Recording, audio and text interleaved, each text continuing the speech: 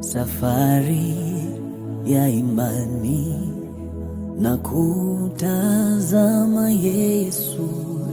Nataka nifike ng'ambo salama, lakini njiani mawimbi ni mengi, mashaka yanizonga kuniangamiza.